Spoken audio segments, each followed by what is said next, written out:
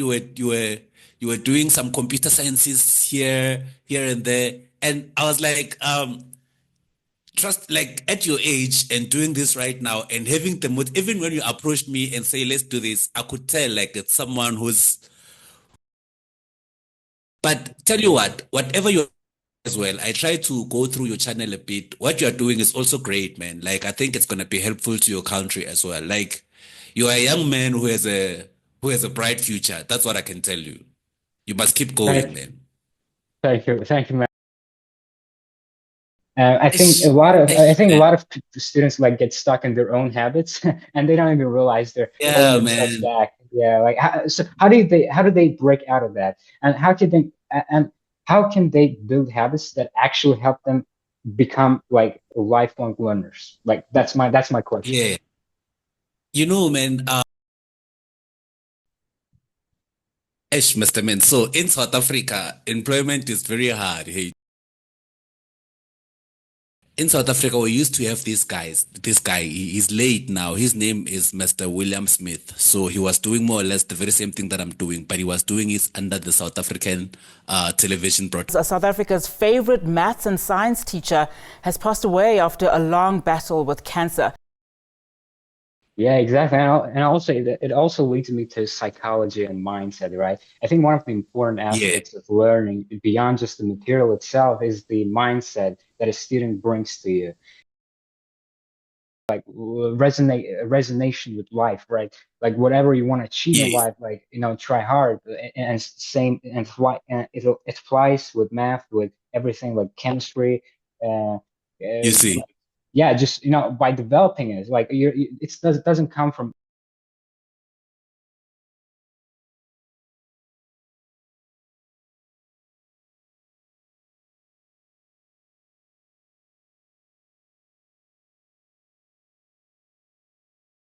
learning right now. Yeah, of course.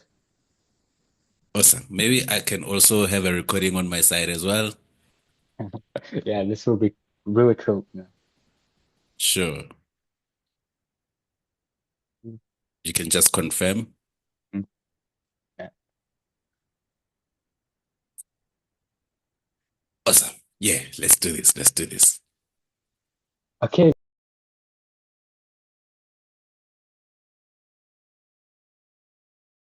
Today, Mr. Maimane. I'm really excited to, have this conversation with you because you have so much experience in teaching, especially with such a large number of students. And I think, there's a lot to like learn from your journey, not just about like teaching itself, but also about mindset, persistence, and how students approach learning, right? Yeah, Yes. I'd love to hear your story. Like, how did you first get into YouTube, and what led you to start like creating content and teaching people out there on YouTube? Yeah, yeah. How did you start it? Like, what's your journey So, like? Mr. Man. So in South Africa, employment is very hard. Hey, to get employed here is it's just hard. So what I did is basically I have a PhD degree in mathematics. So before I did the teaching thing, I was trying to go to the corporate world. So what I did is around the year 2015, I worked for a bank as a consultant. And having to work for a bank is such a great opportunity because you get to see people's pay slips. You get to see how much people are earning. And having that peak, it's so much interesting because now you get to realize that whatever gene you are taking in life, it might not get you where you want to get because at the end of the day, we believe everyone is making this because of want to get paid, right? And want to get paid a whole amount of money or enough to can support your family. So after being exposed to a lot of payslips, I realized that actually I won't reach my destiny of where I want to see myself based on whatever career path I follow, while having to judge from people's different professions in looking at what they're getting paid as well. And then I did well in my high school when coming to mathematics and physics. So I've been assisting students around that time as well. And then I realized that the only way I can do this better is if I gave my qualification towards teaching, but then not just teaching. Um, in South Africa, we used to have these guys. This guy, he's late now. His name is Mr. William Smith. So he was doing more or less the very same thing that I'm doing, but he was doing it under the South African television broadcast, where he would solve questions for physics and chemistry, as well as mathematics. And I'm from the rural areas of South Africa as well. So our education system is not that on point, such that I felt if I could do this, it can assist someone out there, but then having to make some profit through the whole thing. So currently, I'm a private tutor. I have my own private students, which I teach through Zoom. But then to give out to the world, I decided that let me record pre-recorded videos to send out there, which is helpful now, given that I've managed to meet people like you. Oh, what a great story. No, you're not only like teaching students on Zoom, but also on YouTube. Like you record yourself. Also on YouTube, also on Yeah, TikTok. Yes, yes, yes, yes. great, great, great. Love it. Yeah. And what is your teaching teaching methodology, like philosophy? Do you maybe like you've like I think you've taught like thousands of students and both online, like in person, right? Have you developed a specific method or philosophy that you stick to when teaching them? How do you make like difficult concepts easier for students to grasp? So, the thing is, before I started teaching high school students, my first approach was with university students, but then old university students. So I don't know if you've heard of the University of South Africa, UNISA. Yeah, So I've heard about UNISA is an yeah, yeah, yeah. So UNISA is not like a full-time learning institution. What happens is it's mostly for old people who are trying to better their careers. So you'd find that a woman who already have a family and a husband and children at home would be registering a certain qualification. So under those qualifications, you would have students who are probably doing statistics, for instance, as a subject. And for someone who has a background in mathematics, remember, I can dive into different topics like that. So you'd find someone who's doing statistics and they would require my help. And what I'll do is I've learned that I have to go far beyond just explaining the concept. So I had to explain to someone who has never done the thing at all. So to answer your question, now I use the very same strategy to apply to high school students in a sense of I look at them as if based on the poor background of the education that we normally get, I look at them as if they probably might have not seen this thing before. So I take a previous question paper. it. So that's what I like. That's what I work on. Actually, I work on previous question papers. So I just collect as many previous question papers a lot, and then judging from what my students may find challenging, I select a random topic from there, and then I sit down on it, and then I ask myself, if I was a 1 year old, like how would I explain this to myself? Or like I look at it as how would I explain this concept to someone who might not have had an opportunity to can view even the concept of the whole topic as it is. So I just try to simplify it as hence the name of the whole institution. I call it Yeah. Simplified RSA because I'm trying to simplify it as if it's for a grade 1 student, yet it could be a grade 10, grade 11. Because tell you what, in grade 1, 1 plus 1, that's what they taught us. 1 plus 1 is 2, right? Yeah. And when you get to grade 8, they still tell you that 5 plus 2, it could be whatever value it is. But remember, in the lower grade, they used to put a box. They would put a box and they add a number and they give you the value of the number such that it would be easy for you to fill in what would be in the box now. And then when you get to grade 8, they remove the box. Now they put a variable X. And now it Yeah. looks like everything just becomes more challenging. Whereas it's still more or less similar. Unfortunately, when you get to a higher grade now, you have to apply the rules that when I take it to the other side of the equal sign, it must now changes the sign and becomes a negative or a positive given of what it was and stuff like that. So all in all, I work on private question papers, looking at the private question papers, and then I analyze the question, and then I make sure how can I explain it to someone who could have not had a total background at all. Oh, great. Yeah, it's also a great idea to take like papers like can which can seem like more advanced, but you find a way, you look from different angles to teach your students that this isn't like difficult at all. Like, you know, For and sure. as you said, like in first grade, students are taught with boxes, not with like real numbers. So With variables, yeah, yes. yeah, exactly, yeah.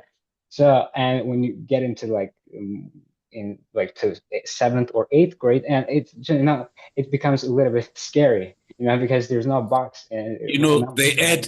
they add a lot of things. They add letters, they add exponents, everything just looks to be more complex. But then if you break it down in a brain of the way you used to see it as a child, but also I think adolescence also takes place because now the more you grow, the more the more you find everything academically to Yeah, be more challenging. I mean, the whole concept of when you look at chemistry, for instance, you could someone can explain to you a simple thing like a physical change of elements.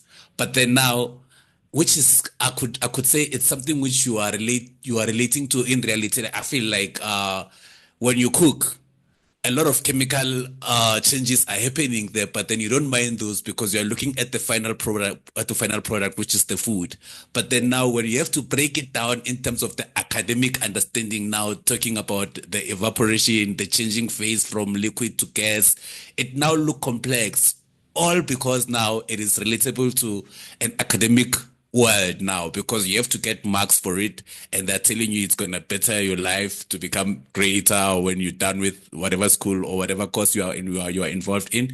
But at the end of the day, I feel like it's something which as we grow old, the motivation of doing the whole thing just makes it looks more difficult because now we just want to run to the field of maybe wanting to be a DJ or a rapper. But otherwise, but otherwise, I think it's more or less yeah. growth that makes everything to seem like it's challenging. But then as a child, it used to be simpler when you were looking at it. Yeah, exactly. And also, it also leads me to psychology and mindset, right? I think one of the important Yeah, aspects of learning beyond just the material itself is the mindset that a student brings to you. Like, I mean, you've worked yeah, with so many students, so you're like you probably notice patterns in how they approach learning. Like some people like push through no matter what, like while others like kind of step back the moment things like get, as you said, like start feeling a little bit difficult. But some stay curious, always like asking questions and wanting to like learn more, while others like lose confidence and right? Um, but yeah. like, and they're thinking like, maybe this is this just isn't for me, right? And honestly, like, I also understand this. I get it. Like, I've been there too. It's easy to fall into that mindset, especially if you're like in an environment where no one really talks about how much your mindset actually shapes your success. Yeah, And sometimes you don't even know. Sometimes you don't even know why are you doing this. Where is it gonna go? Where is it gonna get you? What are you gonna do with it? I get what you're saying. You go on. yeah, exactly. Yeah, but. Yeah, but a lot of a lot of people don't even realize that the way they react to challenges, like the way they think about learning, it's not just some fixed thing, right? It's something that can actually like change. It's not like some people are just naturally wired to handle difficult things better than others. It's more than like over time they've trained their minds to think certain way, right? So would you agree with me? Yes. Like, yeah, Yes. You uh, know, I admire people who did psychology in a in a yeah, in a bigger form because psychology will apply psychology everywhere. Tell you what, ne? With my uh, experience of my background, because I told you that at some point I worked as a banker. And working as a banker is you get to be one-on-one with clients. uh, And to make their day, although they come with different needs, but to make their day, it's what how you present yourselves towards their needs. So you have to profile them and give them some sort of expectations that you are the best consultant in that branch or whatsoever. Mhm. Same applies with students. Students have different mindsets and students have different motivations of going to school. And they, like I said, some understand that if I do these things, I'm going to become a doctor. If I do this thing, I'm going to become an engineer. But some students that are just doing it based on my mother is paying for me to do this, and they said I must do this because Uh, if I get good marks, they're gonna buy me a PlayStation. You see, so in reality, there are two types of students. There are students who wanna pass, who wanna answer a question paper, and there are students who wanna understand the full in depth of the context. And now, for you to differentiate between the two, you can tell from the questions that they are asking you. So you can present an equation and show them how the equation goes about, and then you present the past question paper, and then you try them if they understood the concept. But then now, from then, the question that they further ask, it then drives you to can tell like, okay, now I'm facing with someone who wants to understand this concept in a fuller detail. And then that's when you'll know that you're going to explain better and better and better. And funny thing is, I always say, whether you go to a high school, whether you go to a fancy high school or a government high school, all in all, period has a set limit. They will tell you that a period, it's like a 40 minutes on average, 40 minutes, 50 minutes, or an hour, right? And you are faced with 30 students that are sitting trying to listen to what you are saying and trying to understand, and people don't get things at the same time. It might take 5 minutes for someone to understand something, it might take 20 minutes for someone to understand something, and then here you are faced with a bunch of children that you must give the information to and you expect them to pass. And I always say it might not be enough given time, because I don't think we should put time limit to learning. Like I feel like for it's just that the system being the system. I don't know in your country how many subjects do you do? Do you guys get to do? we do like primarily we do four subjects or uh, Yeah.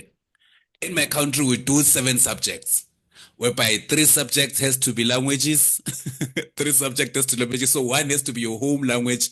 In South Africa, we have about uh 11 official languages. So from those type of languages, depending on where you are, but then we have one official language, which is English, right? And somehow we also have, I don't know if you've heard of Afrikaans.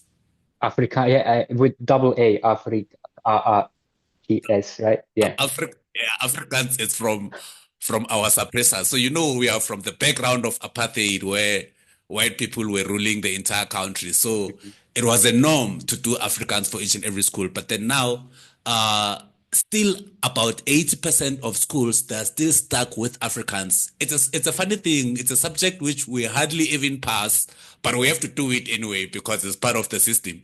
So we do 3 languages and then we do 4 subjects. And for the 4 subjects, school goes from, I would say, from 8 o'clock roughly up to 3 o'clock. Within that time phase, periods are divided, and then you have to have a free period, you have to have a breaks in between.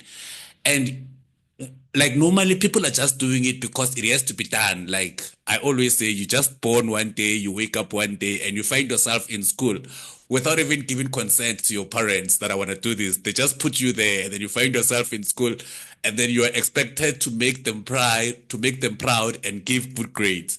So my worry is the fact that we're always putting time to this thing. Like only for 50 minutes, I'm going to teach you how to factorize. Whether you understood or not, after 50 minutes, I'm done. We have to move to the next phase. So what I normally do with my private students as a tutor now, because I have my own students, what I do is I don't set a time limit. If I say we're going to start 2 o'clock, I don't really care what time we finish, as long as we end up having to cover whatever we were supposed to cover in that time frame, you see. Because if I can say we'll go from 2 until 3 o'clock, and only 10 minutes towards the end, that's when you are starting to understand what I'm saying. And my favorite, in South Africa, we use sounds when we talk. So one of my favorite sounds that I hear when I'm teaching, it's when I hear someone goes like, oh. Because now that's when you know Yeah, that they're getting there, like they're getting to exactly. hear what you're saying. And that's when I feel like, okay, sharp, now I'm in the groove, now I've got this. So the whole point of putting time frame to it it's what is killing the education, because the moment Mm. is after school, no one cares about the school anymore. When it's after school, you are thinking of going home, going to switch on your PlayStation, minding your business, and then you wake up in the morning, you do the same thing, and then from the following day, the teacher takes it from where they were. They are carrying on with the topic, whereas you didn't get the basics. So our problem here is that sometimes I would find a student who's in grade 12. Grade 12 is metric, is our final grade before you go to university. So you'd find a student who's in grade 12 and they don't know even the work of a grade 10 student. Like they wouldn't even be able to answer a question paper of a grade 10 student. But somehow, because schools are looked at as a business to make money, whether someone understands or not, you could fail that one subject that you think is going to take you to your career field, but then they keep them pushing them to seem like they are passing in the name of the parents are impressed. But then deep down, you find that the students don't understand the concept at all, you see. So I feel like if you do mathematics and physics, it should be just two subjects. There's no need to add four. Like if you know you're not gonna use the four for anything. If you wanna do geography, let them give you a subject that matches geography, which could be historical sciences, and then you move with that line. But otherwise, you guys are lucky to be doing four subjects, man. So we do seven, like I say, and we're expected to pass. You see. Yeah, we do three language subjects here, like Azerbaijani, my native language, and English as a third language. The second language is Russian. Yeah, Yeah. but uh, but for me, like I need. I think your Russian, the Russian you are doing, your Russian, you can substitute it with Afrikaans to us. So, do you like Russian though? Do you like doing Russian as a subject? No, the grammar is pretty tough. The grammar is really hard. Yeah, like they use absolutely different alphabet. They use Cyrillic alphabet, but we use Latin. So it takes a lot of time to like get used to to get comfortable with the language. And we don't have people around here speaking Russian, right? So uh, Yeah, yeah, people are Russian isn't just like kind of important important language. So yeah, so that people yeah. don't care. Yeah, uh, The way great. you feel, the way you feel about doing Russian, that's how we feel as South African when we are doing Afrikaans, because it's something we totally don't understand, but Uh, because of the system, it has to be done anyway, and we can't take great. it out because if you don't do it, it's like you are not following the school rules. So depending for you to avoid doing Afrikaans, your parents must be rich to can afford a fancy school whereby you can only do English as your first language. But if you are going to a government school or any mediate school that is similar to government stuff, you end up doing Afrikaans. So it's like hell, bruh, but we do it anyway. And we're not doing it to understand. Sometimes we just cram like memorize the whole thing just to try to make sure we pass, of which even the pass rate of that subject is not that good, but it has to be done. So yeah, man, I feel you. Yeah, the same here. Like I don't care about speaking Russian, but we do it. Like we forced to do it. We're forced to do it. Exactly. Yeah, to pass Yeah. for the sake of exam, right? Yeah, great. Yeah, anyways, yeah, you also mentioned in your like in your speech, like the setting time limits, right? Setting like time limits are not productive way of like teaching Mhm. someone, right? Because the person who you're teaching to, like the student, also like thinks at the back of his mind that Uh, all right. When we're gonna finish? When we're gonna finish? I'm so excited. Let's finish. Like, they're not focused on the subject, right? Like, Y- you you're know getting it right. Yeah.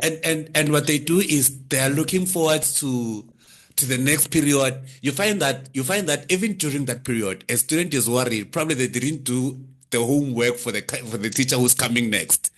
So suppose you are in a mathematics subject and you know that the next subject it could be physics, right? And probably the previous day the physics teacher could have given you guys a homework, and probably You know that the teacher is not a nice person when coming to the disciplinary part of when you didn't do their work. So even in that time phrase, you are not getting focused because you are worried about the next period and you're worried about what's gonna happen.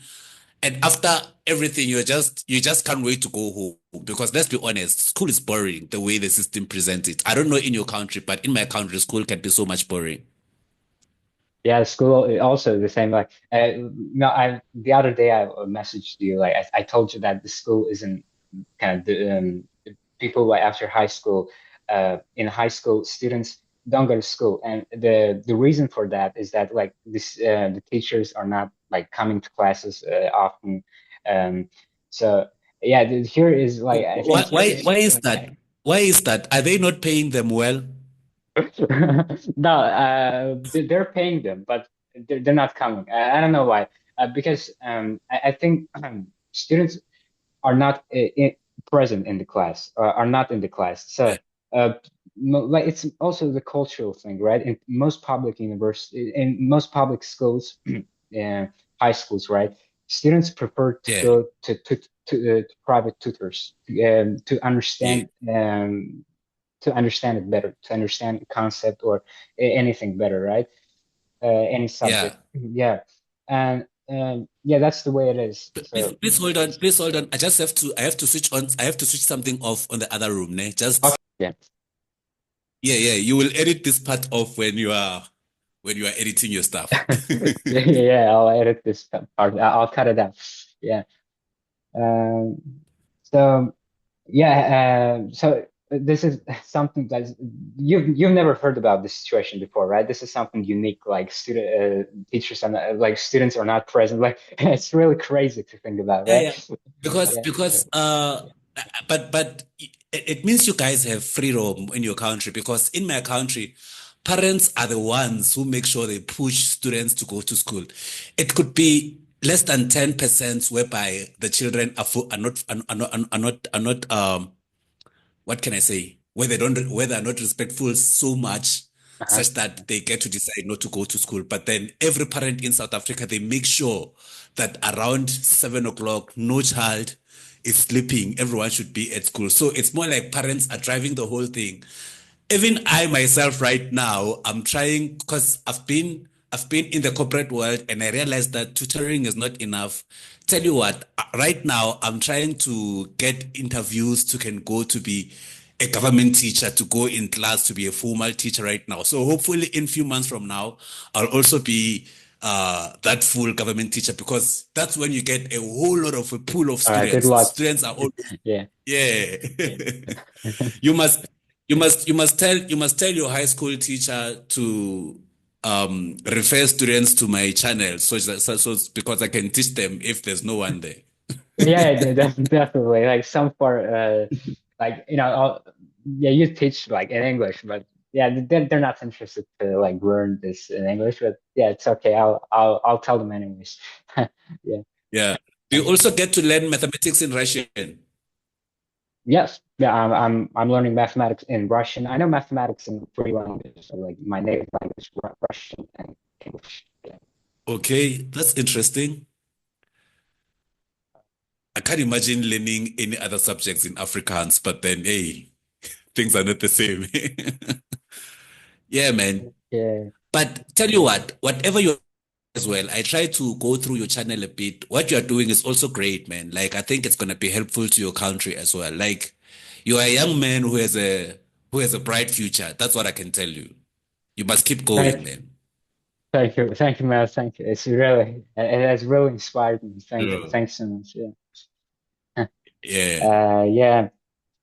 Uh, I think you probably checked my channel, right? Yeah. A few I times. went through it. I saw at some point you were doing some computer sciences here and there. And I was like, trust like at your age and doing this right now and having the mood even when you approached me and say let's do this I could tell like it's someone who's more serious about these things.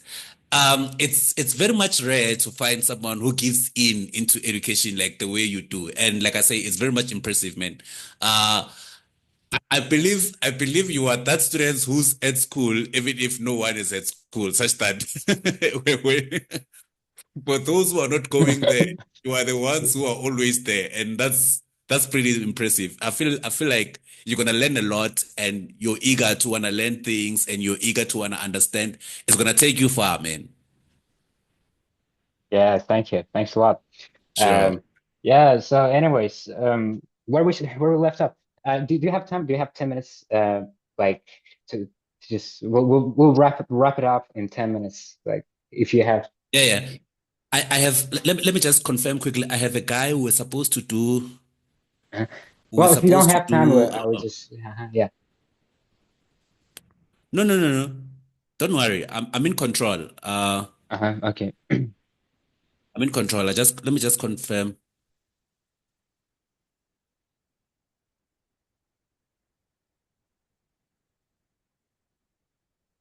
Yeah, we can proceed. I think I can start whatever I have to start in half past three. It's fine because I do high school students and I do university students as well. So there's this appointment I have for financial mathematics for a university student. So for me is as much as I want to monetize this whole thing, from YouTube and TikTok, for you to make money from there, you gotta work hard. So at the moment, I haven't started even monetizing at YouTube yet, but I have private students whereby um I offer them lessons for for a reasonable fee, like just to keep like the way I want to do this is I want to put my name out there in a bigger form such that hopefully I can broadcast this in our national television as well in future, So that's why for now Oh, I'm doing it, but it is for the money, yeah, but then I'm not pushing on the side of the money yet, such that I yeah. also offer Yeah. free lessons as well. Yeah, great. You have big dreams. I really wish you good luck. You're such a great guy, helping students all Thanks, man. free Thanks, and man. like We'll get yeah. there. Yeah, Yeah. anyways. Uh So yeah, yeah, I do have 10 minutes, 15 minutes. yeah, We can great. take it from where we were. I'm just gonna throw up some questions to you. Yeah. Uh like I like I want to talk about the mindset thing, right? How does the student develop the right mindset for learning, and like what role does persistence really play, and when progress feels slow, like how do you stay motivated like when progress feels slow? And Ish, I ish, think a man. lot of students like get stuck in their own habits and they don't even realize they're holding Yeah, themselves man. back. Yeah, like so how do they break out of that? And how can they build habits that actually help them become like lifelong learners? Like that's my question. Yeah. Man, mostly for a mere grade 10 student, it's hard to get them to understand why should they be focused on such things or why should they keep going because they don't see the end goal. Like in most cases it would be you don't even know why you are doing this. You are just, like I say, you are just doing it because it's part of the system. It has to be done. The best way I do in my approach, I first try to find out what would my student want to do after matric. Like I would ask them, where do you see yourself after finishing school? If you were to have an opportunity to go to university, what would you want to do then? And then I would try to analyze that. And some you'd find out they would even tell you that I don't know. And then I try to pave the way. So I end up pulling some career guidance before I actually teach the maths and the physics. So I end up trying to get them to be excited about what is the coolest thing to be an engineer, what is the coolest thing to be a doctor, what is the coolest thing to be this and that in the working field. And I try to explain to them, what does this person do, what does this person do, and how much they earn. And then I try to make an example of real situations such that they should look at it based on that neighbor who's driving that fancy car, who has a fancy house. And I tell them the only way to get there is to start from here, understanding the quadratic equation right now. So trying to keep up with, like, it's so hard because you have to make them see the future at the present moment. And that would be like showing them that the end goal of the whole thing, which is the trophy, is you getting to live a better life. But obviously, while you're busy doing it here and there, you get to lose it as well because they get to forget what was the introduction. And then you have to keep on reminding them that, remember, it might be hard now and it might be challenging now, but the whole point of understanding these things, and you try to make them, you have to make them understand that as much as it's difficult now, if we keep on doing it, it gets Yeah. easier with time. And even the way I assess them, the assessment has to be in a way that you can start them with the easiest assessment just to give them confidence, and then you show them the hard assessment such that if they keep on doing that one, they'll end up getting to this phase.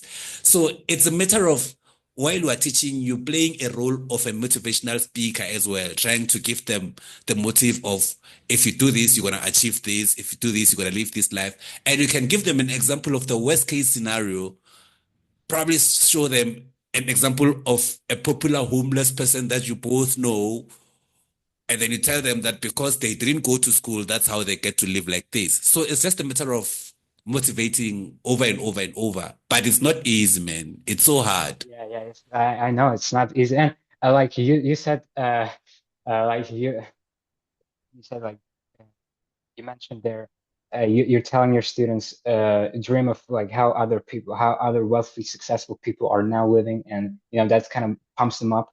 But look, you're like, well, do your students like tell you like why do I need like a quadratic equation to Yeah, get yeah, wealthy? like where do I get to use the quadratic equation Yeah, in real life? You see? exactly.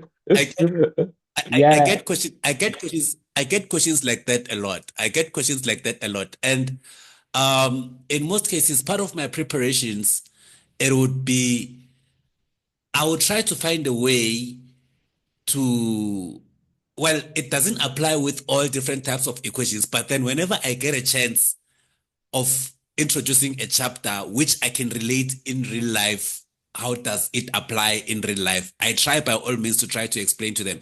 Because, for instance, you'd find that a student is doing economics and they're trying to take a course in economics, and they feel like mathematics may not be important as such. yeah. Whereas when you do economics into depth detail, you find that you meet with the whole point of algebra. So algebra seems like it is worthless because it's hard to get an example to show someone that this is how it's applicable in real life.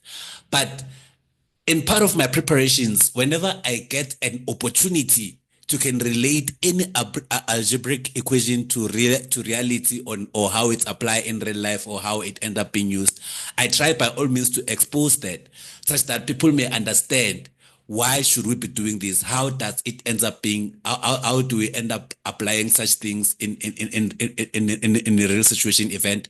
I'll give you an example of differentiation as a chapter. But as a grade 10 students, you guys, you are not too much deep into differentiation. But then the whole finance department, of which when they deliver the speech of finance and tell us all the financial margins and everything, using that example, I can try to trace it down as to how do they come up with such calculations, and then trying to use the very same algebraic applications. So it's a matter of looking for an opportunity where you can find something relatable to your students that is applicable in real life for the Yeah, algebra, and then you take algebra. advantage of that, because it's going to be hard for you to use other equations that are deep to explain how do you apply them in real life. But then it's just getting portions and portions and portions of where you can. I take advantage of that to show them that, oh, by the way, in real life, this is how this is used, so that they can have some background of saying some of this stuff we do apply them in real life, you Yeah, see. the way I think about it is like giving the life scenarios like resonation with life, right? Like whatever you want to achieve in Yes, life, like try hard, and same and it applies with math, with everything like chemistry, uh, you like see. yeah, just by developing it, like it doesn't come from like air magically, right? It doesn't come like the resilience, the persistence doesn't come to you magically, right? You got to develop it. Yeah. Yeah. Because in a bigger picture, whatever subject